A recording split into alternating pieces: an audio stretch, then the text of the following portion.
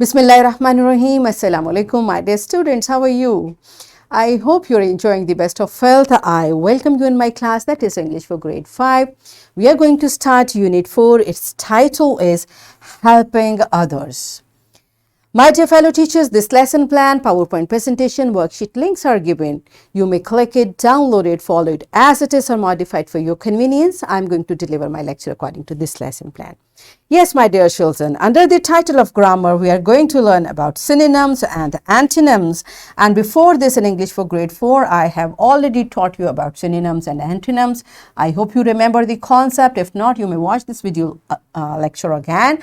And we are going to learn further to locate, provide, connect and use words similar and opposite in meaning. This is our today's SLO. Let's start with the name of Allah subhanahu wa ta'ala. Allah mentions in Quran, Surah Alam Nashra, verse 5. So surely with hardship comes ease. Yes, my dear children, you see this beautiful verse has a very strong message. And what that message is, with every hardship, there will be ease, inshallah. So whenever we are in a difficult situation, should we be upset? No, because Allah is saying, after this hardship, there will be ease. Innam al usri yusr. Right? So there will be ease, inshallah. So don't be upset. And if we are at ease, we should be ready for the hardship, because after ease, again hardship, again after hardship, it will be ease. So this is how the life is, my dear children. That's why with every hardship, we should learn a lesson and we should be connected to Allah subhanahu wa ta'ala, because Allah is saying after this hardship, there will be ease, inshallah, right? So one thing I want you to focus here is this word hardship and ease, they are opposite to each other. So what they are called in grammar? Do you remember? So tell me, what are antonyms and what are synonyms? So pause the video, answer these two questions to your teacher, then come back. Yes, my dear children, I hope you could connect it that synonyms are the words that have the same or nearly the same meaning. Okay? So they are called, if two words have same meaning, they are called synonyms. Mostly they can replace each other. This is how we use them. If we are writing something and there is one word which we find we need to replace it, we have already practiced it. Okay, so we can replace it with a better word, but that should be synonym, having the same or close meaning to that word, right? And its examples are, if we are talking about weather, we can say it's hot or it's warm, it's a warm day or it's a hot day. So these two words are synonym to each other because they have very close meaning. If we are describing this doll, we can say it's a pretty doll or it's a beautiful doll. So these two words, which has almost the same meaning, they are called synonym to each other, right? So what are antonyms? Antonyms are the words that have the opposite meaning.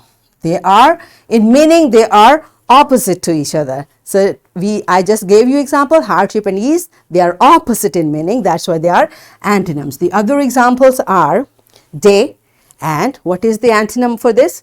Night, because they are opposite to each other, right? The other example is long and short. She has long hair, she has short hair. So these words long and short are antonym to each other, right? So let's practice it from your book. It's mentioned here, a word having same or identical meaning to another word is called a synonym. For example, the girl looks very beautiful and the girl looks very pretty. Now this word pretty and beautiful are synonym to each other, right? Difficult and hard, they have almost same meaning. Answer or reply, almost same, synonym to each other. Begin or start, synonym to each other. So these are the examples of synonyms, okay? Antonyms, a word having opposite meaning to another word is called an antonym. As example, the cat is beautiful and the cat is ugly. Now this word ugly and beautiful, they are opposite in meaning. That's why they are called antonyms, right?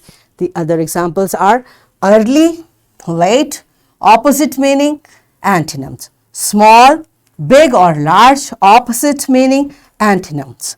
Loud, quiet, opposite meaning, antonyms to each other, right? These are the examples of antonyms. So are you clear with the concept? I'm going to take you through an activity. Are you ready for that? Okay. So here we go. Students are first paired. So teacher will make pairs of these students and they will be placed in a position such that they don't face each other. They cannot look at each other. A student will be given a picture and the other student will be given a plain paper and pencil. Okay, so one will be given a picture and the other will be given a plain paper and a pencil. The student with picture has to describe what is in the picture without actually telling what it is. You will not tell it, you will just describe it. The other student has to bring in some creativity and imagination to draw a picture according to his description. So it's going to be very funny. Let's see. How do you describe things? Then one student will tell synonyms and the other antonyms for the describing words, right? So if both complete tasks successfully, they will get points accordingly and winner of maximum points will win the game, right? So this is what the activity is all about. Are you ready for that? Okay, so pause the video, enjoy this activity and then come back. Yes, my dear children, did you have fun with this activity? That's wonderful. Okay, so let's practice it from your book. Here is a list of words. What you are going to do, you will write the synonyms and antonyms of the following words. Okay, so in this column you will write synonym for this word and in this column you will write antonym for this word, right? So pause the video, complete this task in your book and then come back. Yes, my dear children, are you done with it? Good job. So it's time for your homework. You will write 5 words with their synonyms and antonyms. This is your homework and I have excessive practicing worksheets. There are 3 worksheets with this lecture. My dear fellow teachers, these worksheets, lesson plan, PowerPoint presentation links are given. You may click it, download it and kindly provide printed worksheet to students for practice. And my dear children, what we are going to do, here all the words are given. You just have to join the words with their synonyms and antonyms. Over here, you will fill in the blanks by using the synonyms for the underlined words and for over here in this practice, words are given and you have to write their synonyms and antonyms. So in this way, you will practice all these worksheets. So what we have learned today, we learned to locate, provide, connect and use words which are similar and opposite in meaning. So in this way, we achieved our SLO to locate, provide, connect and use words similar and opposite in meaning. Are we done with it? Yes, so that's it for today. Tomorrow I'll come again with a very interesting lesson. Till that time, keep learning, keep practicing, take very good care of yourself and the people around you. Thank you and Allah Hafiz.